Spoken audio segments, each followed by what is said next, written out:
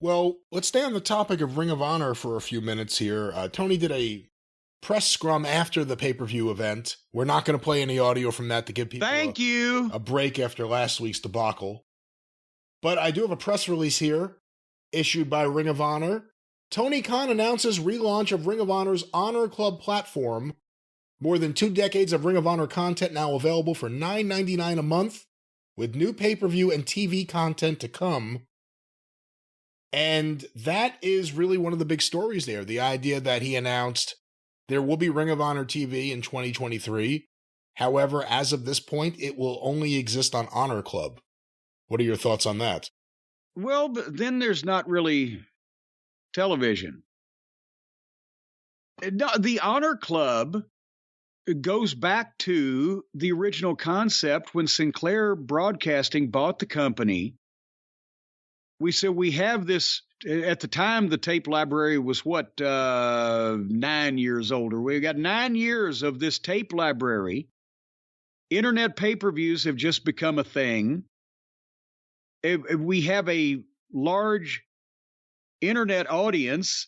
Ring of Honor was the same as AEW in terms of the internet involvement was heavier in Ring of Honor fans or in AEW fans than it is in your general WWE fans. So point is, we all said go after the internet audience. They may not be able to come and buy a ticket in Chicago or in fucking Philly, but they could watch the internet pay-per-view or they can watch the house shows that Ring of Honor was already recording each house show for DVDs. So put it on the internet, make them pay to see this programming that they can't get any other way, or at least live or in a timely fashion, and make it affordable. And you get all those fans. And that's, of course, we got Greg, the Office Boy's college friend, was the one that built the website and Go Fight Live and all that stuff. But that was the original idea. That's a no-brainer. You've got all that content, and you've got an audience that is predisposed to be on the internet and watch shit on the internet and blah, blah, blah. I know a lot of people do it now. A lot less were doing it 12 years ago. But it's the same principle. These are the people who want to see these things, and they've got a lot of content. So that can generate some income, but not obviously enough to pay a roster of wrestlers and all this other, ancillary stuff that goes into running an actual promotion. If he's just going to do a television show like they're doing the YouTube AEW Dark or whatever it is, and put it on their own service, then yeah, it's a TV show, but it ain't really on television. And then there's an element of preaching to the choir. Where is it a self-fulfilling prophecy? Are the only people that see that going to be the ones that are already wanting to look for it? Or well, here's another thing. If you're going for streaming, if you're willing to put up the money and film television shows just for streaming, which we're assuming he's going to do, is it worth it putting it behind a $9.99 paywall and X amount of people will see it, or putting it on YouTube and opening it up so multiple people can see it and maybe spread it? If you're at that point where you're thinking about doing something for streaming, is it worth actually hiding it behind a paywall? Yeah, see, that's the thing is, if you want a bunch of eyeballs on your product, you put it on YouTube and there's some revenue to be derived there. But again, you probably get more money per head putting it behind the paywall on Honor Club, but it would be less number of heads. And the thing is that unless you get to the status of the WWE and people now know, well, I'll just type in WWE and go to the network, see everything that's ever been done. The catalog, the back catalog of any wrestling promotion should be something that promotion is monetizing secondarily to their main program, their main, income, whether it be ticket sales or pay-per-view or TV ratings, TV rights fees, whatever. You You can't start another wrestling company piggybacking off the television show for the wrestling company that you've already got, especially when, as we've talked about for weeks and weeks and weeks and months and months and months, he's overworked and overstressed to begin with and inexperienced on top of that, and honestly is falling a fucking part. Tony Khan. With all this shit going on, you can see it. It's been happening.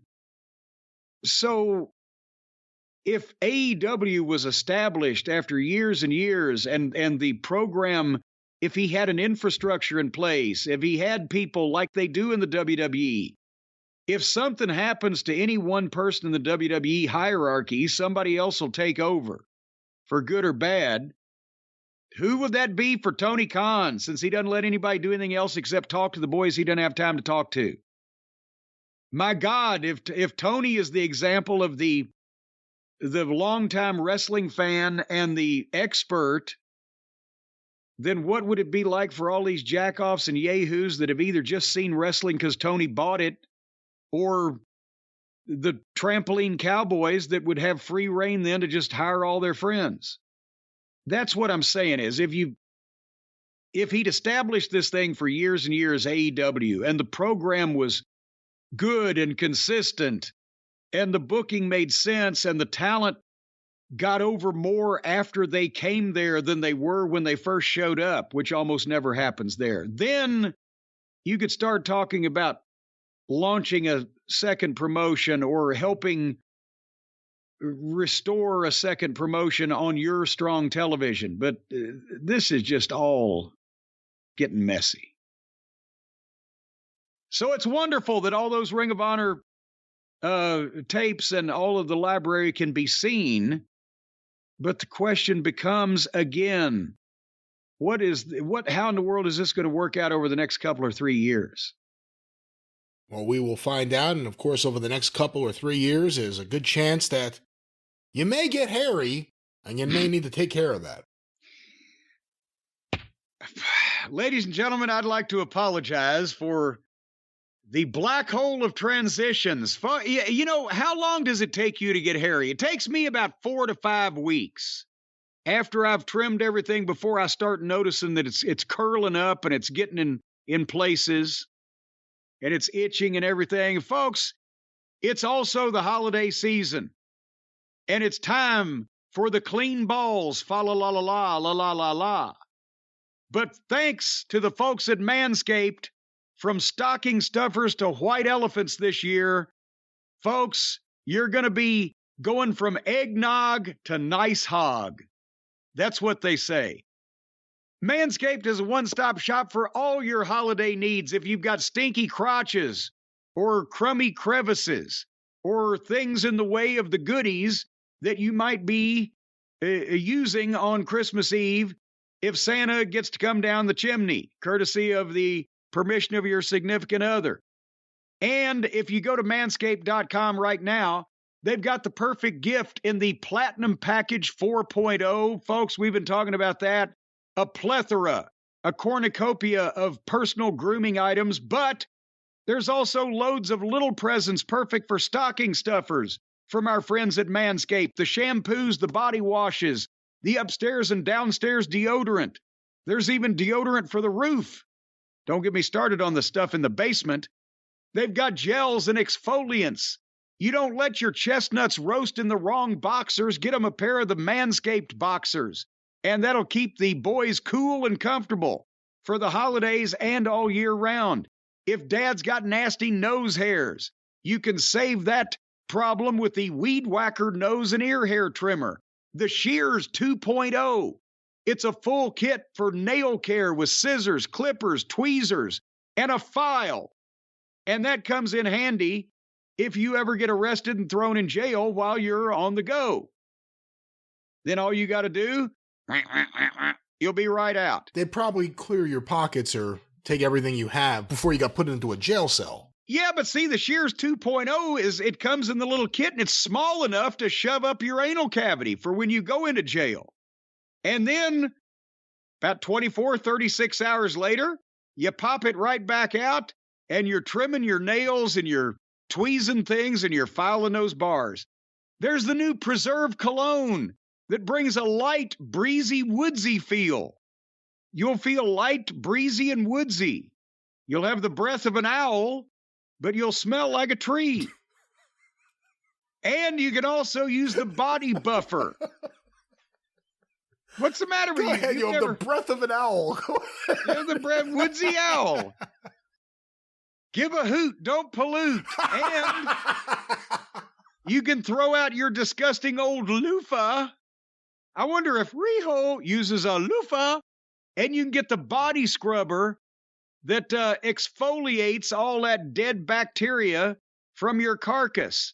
And, folks, top off the stocking stuffing with the crown jewel for the family jewels, the Lawnmower 4.0. I just used that the other night. It had been a while, and I'll tell you what, that LED light that comes on, it really helps out because you got to, as you get older especially, you got to get in a variety of convoluted positions to do the things that need to be done with the Lawnmower 4.0, and that light helps immensely to backlight when you've got your right arm around your left knee and you're bent over with your head stuck between your legs so you can kiss your ass goodbye if you don't get your dick shaved by Christmas. Folks, again, right now, go to manscaped.com/JCE. That's going to be 20% off and free shipping for anything on the site at manscaped.com/JCE. 20% off and free shipping. And you'll clean everything up, whack everything off, and maybe get whacked off in return this Christmas and New Year's. And don't forget about New Year's. The last thing you want to do is have a stinky crotch for New Year's, because like Mama Cornette used to say, if you have a stinky crotch on New Year's Day, you'll have a stinky crotch all year long. She used to say something like that. Did she really say that? Come on. She didn't really say that exactly. She said, what you do on New Year's Day, you'll do all year long. So always be nice to people. That's what she used to say. But it would help if you shave your crotch. Manscaped.com/JCE.